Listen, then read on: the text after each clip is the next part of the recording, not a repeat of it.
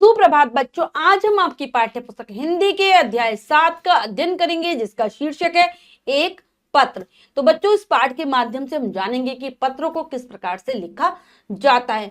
पत्र लेखन हमारे हिंदी साहित्य की बहुत ही महत्वपूर्ण विधा है और हमें पत्र लेखन आना बहुत आवश्यक है। तो चलिए पाठ को पढ़कर सीखते हैं पत्र लेखन का कार्य। अध्याय 7, एक पत्र। पाठ परिचय जानेंगे। पत्र लेखन हिंदी साहित्य की प्राचीन और लोकप्रिय विधा है। प्रस्तुत पाठ में पत्र लेखन का एक उदाहरण दिया गया है। तो हमारे हिंदी साहित्य की बहुत पुरानी विधा है और लोगों के द्वारा पसंद की जाने वाली विधा है। आजकल बहुत कुछ बदल गया है। पत्र का स्थान मोबाइल फोन, इंटरनेट आदि, ईमेल आदि ने ले लिया है, लेकिन इसका फिर भी अपना ही अलग महत्व है। तो चलिए पढ़ते हैं। तो बच्चों, जब भी हम पत्र लेखन का कार्य करते हैं, जो पत्र भेज रहा है सबसे पहले उसका पता लिखा जाता है। जैसे रसूलपुर, आगरा, उत्तर प्रदेश से ये पत्र लिखा गया और कब लिखा गया, उसके बाद दिनांक आती है, तारीख 12 सितंबर, यहाँ पर 20 लिखा है, मैं 2000 बोल देती हूँ। ठीक है, जो भी सन होगा, यानी कि जो भी सन होगा, जो भी दिनांक होगी, जिस दिनांक को आप पत्र लिख रहे हैं वो यहाँ पर आती है। आदरणीय बुआ जी को लिखा जा रहा है एक भतीजी के द्वारा। सादर प्रणाम, तो यहाँ पर संबोधन, आदरणीय बुआ जी संबोधन है और सादर प्रणाम है अभिवादन। ये शब्द जरूर आते हैं पत्र लेखन का जब हम कार्य करते हैं। वो और कौन से पत्रों में? अनौपचारिक पत्रों में। बुआ जी, मुझे आपकी बहुत याद आती है। आपने मेरे लिए जो पुस्तक भेजी थी उसमें बड़ी मजेदार और रोमांचक कहानियां हैं। तो शुरुआत कैसे होती है कि या तो हम पूछते हैं कि आप कैसे हो, हम भी कुशल हैं, आप भी कुशल होंगे आशा करते हैं, या फिर आगे आपने जो पुस्तक भेजी थी, यानी कि उसकी बुआ जी ने उसके लिए कोई पुस्तक भेजी होगी, किताब भेजी होगी उसमें, और वो कैसी थी, बहुत उसे अच्छी लगी, मजेदार लगी, क्योंकि उसमें रोमांच वाली कहानियां जो अंदर से रोमांचित कर देती है व्यक्ति को। 2-3 दिन में ही मैंने सारी कहानियां पढ़ ली। कल जब मैं आखिरी कहानी पढ़ रही थी तो बिट्टू ने उस पर दूध गिरा दिया। तो मैंने इतनी अच्छी लगी, वो कहती है कि मुझे पुस्तक, कि मैंने 2-3 दिन में ही सारी कहानियां पढ़ डाली। और कल मैं उसकी अंतिम कहानी पढ़ रही थी, तभी उसका कोई छोटा भाई होगा जिसका नाम है बिट्टू, उसने उस पर दूध गिरा दिया। किस पर? पुस्तक पर। बहुत गंदा है वह। माँ उसे कुछ नहीं कहती, हंसकर टाल देती है कि वह अभी छोटा है। और वो कहती है कि वो बहुत गंदा बच्चा है, क्योंकि माँ भी उसे कुछ नहीं कहती और उसकी हर बात को हंसी में टाल देती है। क्या कहती है माँ? कि अभी वो छोटा है, धीरे धीरे सीख जाएगा। ऐसे थोड़े ही ना होता है।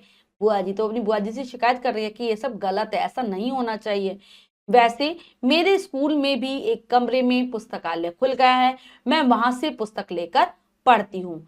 वहां बाल पत्रिकाएं भी हैं, मुझे पढ़ने में बड़ा आनंद आता है। तो वो अपनी बुआ जी को बता रही है अपने स्कूल के बारे में कि हमारे स्कूल में भी पुस्तकालय यानी कि लाइब्रेरी खुल गई है और उसे अच्छा लगता है वहां से किताबें लेकर पढ़ना, क्योंकि वहां पर बाल पत्रिकाएं भी आती है। बाल पत्रिकाएं केवल बच्चों के लिए ही लिखी होती है, उसमें बच्चों के लिए कहानियां होती हैं और उसको पढ़ने में बड़ा ही आनंद आता है, मजा आता है। अगर आप भी पढ़ेंगे तो आपको भी आनंद आएगा, पढ़कर देखिएगा। बुआ जी, हमारे स्कूल में अब बहुत बदलाव आ गए हैं। मैंने थोड़ी थोड़ी अंग्रेजी सीख ली है, हमें कंप्यूटर भी सिखाया जाता है। स्कूल में खेलों की भी अच्छी व्यवस्था हो गई है। तो अब स्कूल के बारे में बता रही है कि हमारे स्कूल में बहुत परिवर्तन हो गया है, बदलाव आए हैं। थोड़ी थोड़ी मैं अब अंग्रेजी भी सीखने लगी हूँ। हमारे स्कूल में कंप्यूटर सिखाया जाता है और खेलों के लिए भी बहुत अच्छी व्यवस्था कर दी गई है, यानी कि बच्चों को खेल भी खिलाए जाते हैं। लड़कियां कुश्ती, मुक्केबाजी, कबड्डी सब सीखती है और अब लड़कियां भी सारे खेल खेलने लगी हैं, जैसे कुश्ती, मुक्केबाजी और कबड्डी, ये सब उन्हें सिखाया जा रहा है। कहाँ पर? विद्यालय में। गांव में लड़कियों को संगीत और नृत्य सिखाने के लिए एक केंद्र खुल गया है और खिलौनों की बहुत प्रशंसा की। और वो बताती है कि स्कूल मतलब गांव में भी लड़कियों के लिए संगीत सिखाने के लिए, यानी कि म्यूजिक सिखाने के लिए, डांस सिखाने के लिए, नृत्य यानी कि डांस सिखाने के लिए भी कोई केंद्र खुल गया है। ठीक है, वहां पर डांस और ये म्यूजिक, संगीत और नृत्य सिखाया जाता है। और यहाँ पर बच्चों, यहाँ पर कुछ गायब है और खिलौनों की प्रशंसा की, मतलब बुआ जी ने कुछ खिलौने भेजे होंगे, उसकी भी वह तारीफ करती है।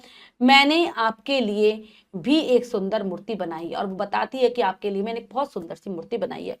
तो ठीक है, यहाँ पर ऐसे हो सकता है। और बुआ जी के द्वारा भेजे गए खिलौनों की बहुत प्रशंसा की उसने उसने या फिर ऐसे हो सकता है उसने बुआ जी के भेजे खिलौनों की बहुत प्रशंसा की, यानी कि बढ़ाई की। ठीक है, कुछ यहाँ पर मिसिंग है। अब है वो कहती है कि मैंने आपके लिए सुंदर मूर्ति बनाई है। बच्चों यहाँ पर सुरभि गाय के बारे में है। वो सुरभि गाय के बारे में कहती है कि सुरभि अब बड़ी हो गई और सुंदर भी हो गई है।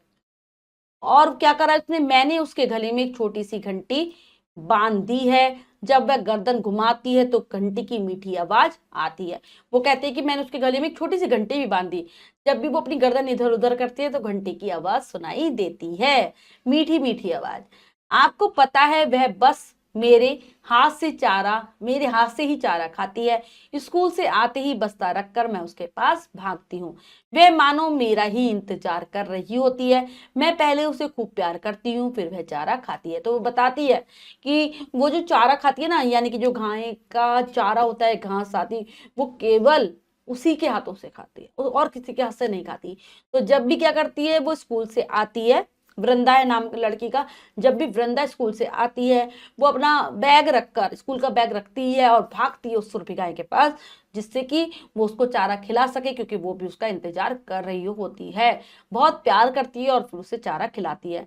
इस बार आम बहुत लगे थे, माँ ने आपके लिए खट्टा मीठा अचार डाला है। करौंदे भी खूब हुए। माँ ने करौंदे की बहुत माँ ने करौंदे की बहुत स्वादिष्ट चटनी बनाती है। तो यहाँ माँ ने नहीं, माँ आएगा। पापा कुछ दिनों में आपके पास आएंगे तो दोनों चीजें लेते आएंगे। तो बताती है कि उनके आम के बाग होंगे शायद, या फिर घर में आम का पेड़ होगा, इसीलिए बहुत सारे आम लगे थे, जिससे माँ ने खट्टा मीठा अचार डाला है बुआ जी के लिए। और करौंदे भी बहुत सारे आए थे, जिससे उन्होंने से क्या कहा, माँ ने चटनी बनाई है, जो कि वो बहुत अच्छी बनाती है। और वो दोनों चीजें उनके पापा जब बुआ जी के पास जाएंगे तो लेकर आएंगे। बुआ जी आप कब आएंगी, 2 साल हो गए आपको गांव आए, आप आएंगी तो देखकर हैरान रह जाएंगी। तो बताती है, कहती है कि आप कब आओगे, 2 साल से आप आए नहीं, जब आप गांव में आओगे तो आप देखकर आश्चर्य में पड़ जाओगे। क्या, गांव का रंग रूप ही बदल गया है, बिल्कुल साफ सुथरा और सुंदर बन गया है हमारा गांव। कि बिल्कुल गांव का तो ऐसा लगता है रूप ही बदल गया, उसमें बहुत सारे परिवर्तन आ गए हैं। अब वो बहुत साफ सुथरा हो गया और सुंदर भी हो गया है। पक्की सड़कें हैं, बिजली है, बैंक है, यहाँ अस्पताल है लिखा है, अस्पताल आएगा, अस्पताल है, ठीक है, अस्पताला नहीं, अस्पताल है। तो यहाँ पर क्या क्या हो गया, पक्की सड़कें भी बन गई हैं, गांव में बिजली भी अच्छे से आने लगी है और अस्पताल भी बन गए हैं, जिससे कि बीमार लोगों की अच्छे से देखभाल हो सके। फिर मुझे आपको अपना स्कूल भी तो दिखाना है, फिर मैं आपको अपने स्कूल दिखाने ले चलूंगी, आप जल्दी आइएगा, फूफा जी को मेरा प्रणाम। कहती है अपनी बुआ जी से कि जल्दी से आइएगा यहाँ पर, और फूफा जी को मेरा प्रणाम कहना। आपकी भतीजी वृंदा, ये कहकर वो पत्र को समाप्त कर देती है। तो बच्चों, हमने ये जाना कि किस प्रकार से पत्रों के माध्यम से हम अपने भाव और विचारों को व्यक्त कर सकते हैं। जो पत्र हमारे सगे संबंधी और रिश्तेदारों को लिखे जाते हैं वो अनौपचारिक पत्र हैं, और उसका ही ये उदाहरण दिया गया है।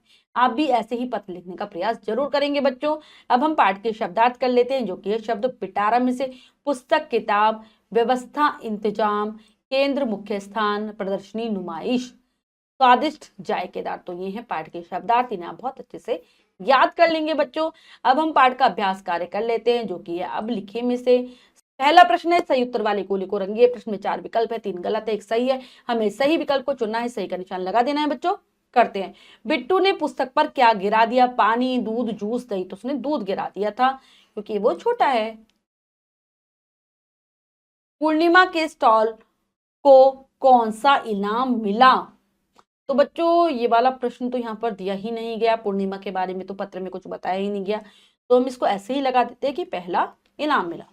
बुआ जी को गांव आए कितने साल हो गए, 2 साल, 3 साल, 4 साल, 5 साल। तो 2 साल हो गए, ठीक है, 2 साल हो गए।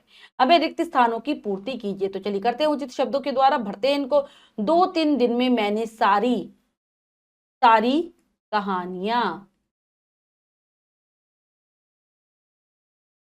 स्कूल में खेलों की भी अच्छी व्यवस्था हो गई है, व्यवस्था यानी कि इंतजाम। अगला है, सभी कक्षाओं ने अपने अपने स्टॉल लगाए थे, माँ ने आपके लिए खट्टा मीठा अचार डाला है, आप आएंगी तो देखकर हैरान रह जाएंगी। इसके बाद है सही मिलाइए। तो चलिए मिलान करते हैं। 2 कॉलम है, रोमांचक कहानियां, खट्टा मीठा अचार, करौंदे की चटनी, पक्की सड़कें, बाल पत्रिकाएं। अगला है हस्तकला, हस्तकला प्रदर्शनी, मिट्टी की मूर्ति और संगीत व नृत्य के केंद्र। तो बच्चों हमने पाठ को बहुत अच्छे से समझकर पढ़ा और जाना पत्र लेखन के विषय में। आशा करती हूँ आप भी पाठ बहुत अच्छे से समझ गए होंगे। हमने अभ्यास कार्य किया है। इसके बाद जो कार्य है वो आपको स्वयं करना है सुंदर अक्षरों में अपनी अभ्यास पुस्तिका में। बच्चों आशा करती हूँ आप भी ऐसा पत्र लेखन का कार्य जरूर करेंगे, साथ ही साथ शब्दार्थों को याद करेंगे। मिलते हैं अगली कक्षा में नए पाठ के साथ। तब तक के लिए स्वस्थ रहिए, प्रसन्न रहिए। धन्यवाद।